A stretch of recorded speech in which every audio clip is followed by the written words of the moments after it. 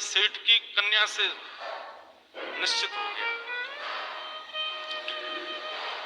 तो मतलब लड़की वाले बड़े खानदान के थे। नरसिंह मेहता साधारण, विवाह पक्का हो गया। किसी ने जाके लड़की वालों को बता दिया, बोले कि तुमने अपनी बेटी का विवाह नरसिंह मेहता के पुत्र से संबंध बना दिया। बोले हाँ। बोले अरे नरसिंह मेहता तो ज्यादा संपन्न व्यक्ति नहीं है, बेटी सदैव अपने से ऊंचे घर में देनी चाहिए, और तुम तो ऐसे घर में दे रहे हो जहां रात्रि भोजन बन जाए तो सुबह के कोई पता नहीं होती कि कुछ होगा कि नहीं। तो बेटी के पिता ने सोचा क्या करें। बोले मना कर दो बिल्कुल। बोले कि हम ब्याह नहीं कर सकते। नरसिंह मेहता, वो लड़की के जो पिताजी थे, वो सोचने लगे अरे मना कैसे करें, अब ऐसे अच्छा नहीं लगता। बोले अच्छा नहीं लगता, जब बेटी भूखी सोएगी रात में तब अच्छा लगेगा, 3 दिन तक भोजन नहीं बनेगा तब अच्छा लगेगा, इसलिए बात आगे बढ़े उससे पहले अभी मना कर दो।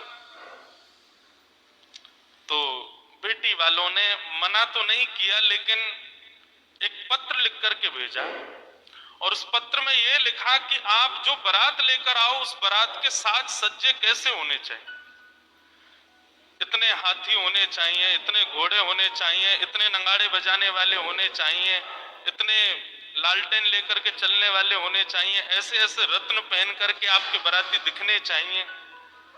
मतलब ऐसे पत्र में बारात की गणना की जो नरसिंह मेहता कभी कर ही नहीं सकते। नरसिंह मेहता क्या अच्छे अच्छे राजा नहीं कर सकते। आप यदि ऐसी बारात ला सकते हो तो ही अपने पुत्र की बारात लाना, नहीं तो मत लाना। ये लिख दिया, और पत्र लिख करके फोल्ड करके उस पर ऊपर जय श्री कृष्ण लिख करके भेज दिया नरसिंह मेहता के वहां। जैसे ही पत्र आया तो पत्र देने वाले ने कहा, बोले भगवान पत्र आया है आपके नाम से। उन्होंने जैसे पत्र देखा, पत्र देख करके बोले बोले मेरे नाम से नहीं है, इस पर तो जय श्री कृष्ण लिखा है, ये भगवान के नाम का पत्र है, ठाकुर जी का पत्र है भैया, भगवान की वस्तु हम क्यों पढ़ें।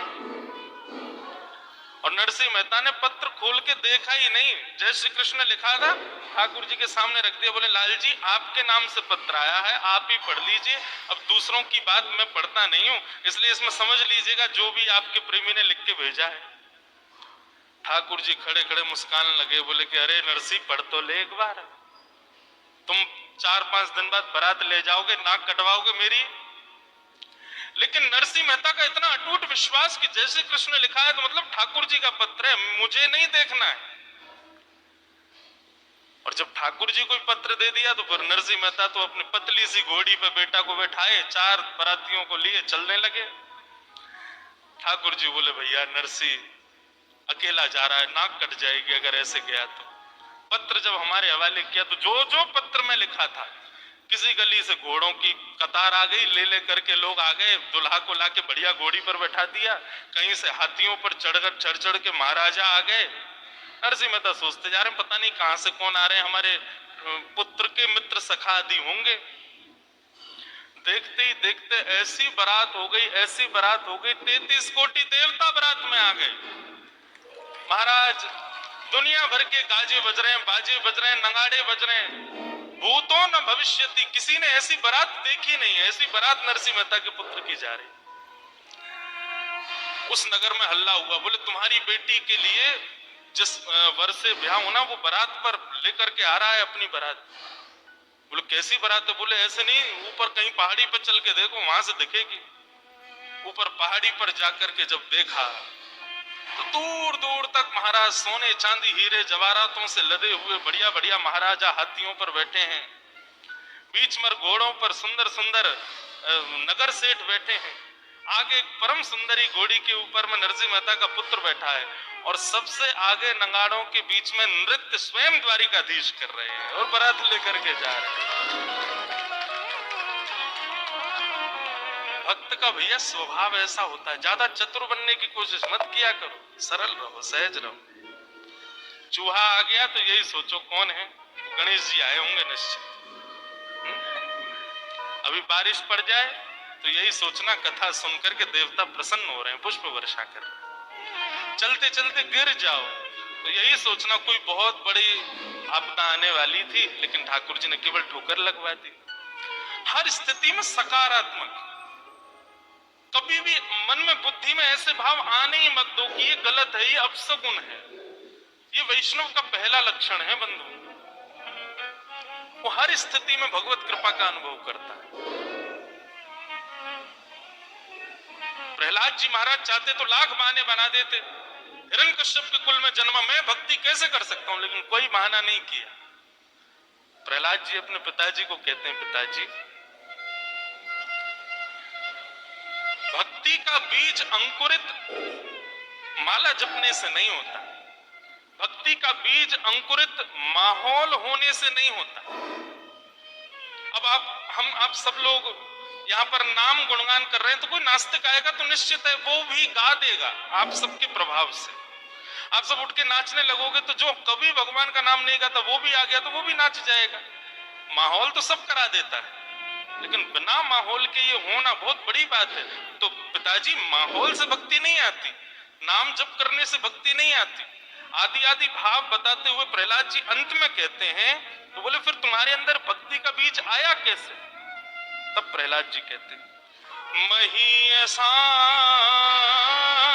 पाद रजोभिषेकम निष्किंचनानां न वृणीतया। बहुत ध्यान से सुनिएगा बंधु।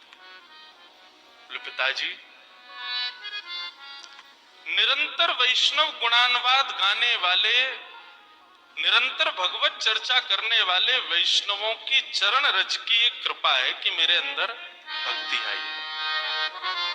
श्री गुरु चरण सरोज रज निज मन मुकुर सुधार, वरणो रघुवर विमल यश जो दायक फल चारा।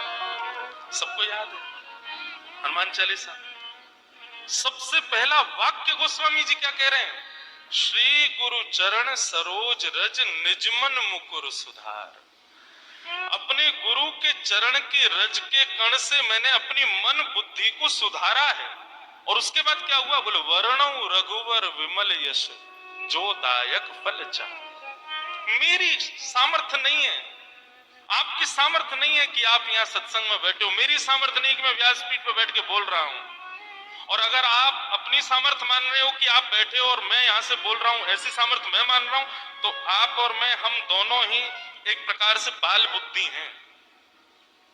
ये हमारी मूर्खता होगी। आपकी और मेरी सामर्थ्य नहीं है कि हम एक शब्द भी सुन सकें, एक बार भी श्री राधा मुख से कह सकें, एक बार भी वृंदावन जा सकें या वृंदावन का स्मरण कर सकें। ये सब हम कर रहे हैं, निश्चित ही हमारे गुरुदेव की हम पर कृपा है।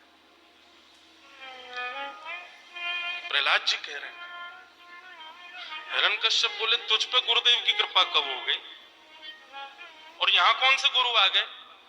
तो प्रहलाद जी ने सारे वेद खोल दिए। बोले पिताजी आप तो गए थे अमर होने के लिए हिमालय पर, उस समय मां को मारने के लिए राक्षस आए थे, उस समय मैं गर्भ में था। आप जब तपस्या से लौट करके आए उस समय मेरी आयु 5 वर्ष की थी, लेकिन आपने तपस्या की 1000 वर्ष तक, 10,000 वर्ष तक। आपने एक बार भी विचार नहीं किया कि 10,000 वर्ष बाद में आया मेरा बेटा 5 ही वर्ष का है। क्यों? क्योंकि मेरी मां को नारद जी बचा के ले गए राक्षसों से, और मेरी मां ने नारद जी से वरदान मांगा कि आप मुझे एक वरदान दो कि जब तक मेरी इच्छा नहीं हो तब तक मैं अपने बालक को जन्म ना दूं।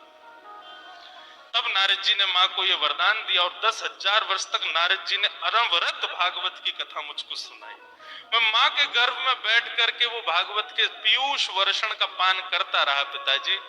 10,000 वर्ष बाद मेरा जब जन्म हुआ तब ये भक्ति के बीज मेरे भीतर अंकुरित हुए। तो निश्चित ही आप मानिए चाहे मत मानिए, आपके पूर्वजों के किसी ने तो वृंदावन रस को चखा है, वृंदावन रस की सेवा की है, इसीलिए वो भक्ति का बीज आपके भीतर आया है।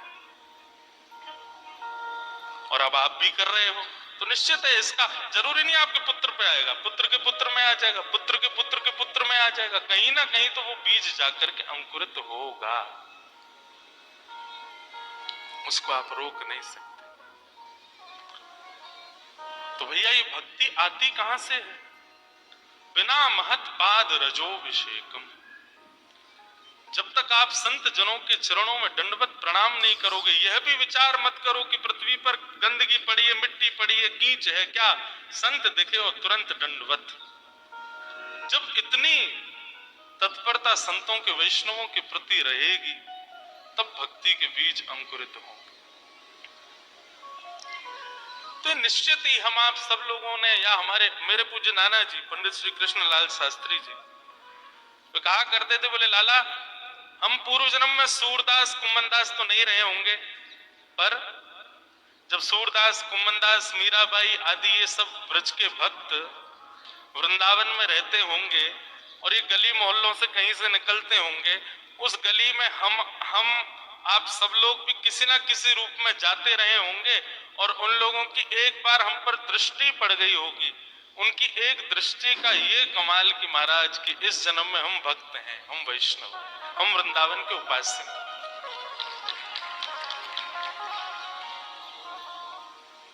एक गुरुवाणी सुन रहा था मैं, चरण कमल तेरे धोए धोए पीवा मेरे, सदगुरु दीन दया। क्यों? अच्छा एक और बात, आप इस भाव से ये मत सोच लेना कि संत जहां से भी जाएं वहां चरण रज उठा के माथे से लगा लें, उनके चरण धो के और उसको दिन रात पीवें, उससे तो होता ही है, पर उसके पहले उनकी वाणी सुनकर के अपने चित्त को, अपनी बुद्धि को, उसको स्थिर करना पड़ेगा, उसकी स्थिति का अनुमान लगाना पड़ेगा, तभी यह संभव हो सकता है। हमारे वृंदावन में गौड़िया वैष्णव संप्रदाय के एक महापुरुष रहते थे,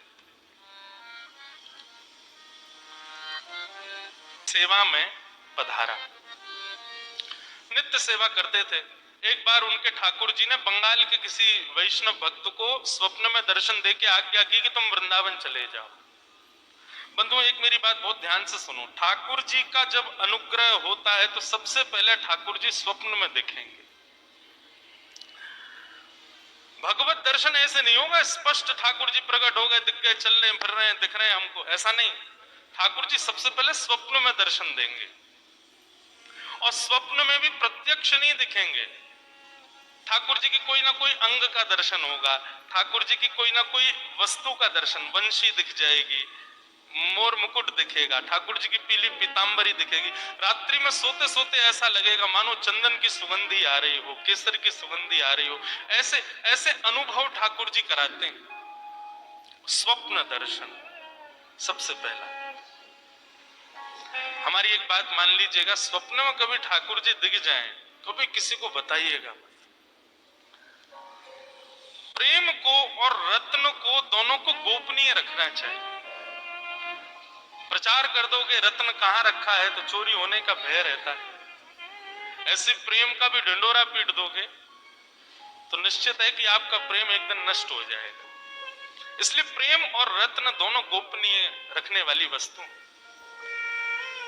तो भगवत कभी दर्शन स्वप्न में हो या कोई अनुभव कभी भी हो तो कभी किसी से कहना नहीं। हाँ, कभी ऐसा लग रहा हो कि किसी की भक्ति में विश्वास जग जाएगा मेरे बताने से तो कह देना, लेकिन बहुत सकुचा के संकेत में कहना, ज्यादा मत बोल देना। तो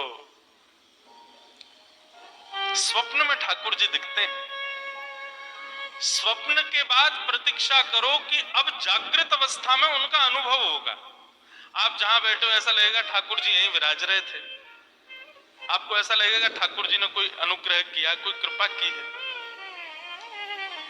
तो पहला स्वप्न दर्शन, दूसरा अनुभव दर्शन, और तीसरा होगा प्रत्यक्ष दर्शन। ठाकुर जी दिख ही जाएंगे, सामने खड़े हो जाएंगे। बहुत लंबी दूरी है भैया हमारी और ठाकुर जी की, थोड़ी नेक समीप करनी है। तो नाम जब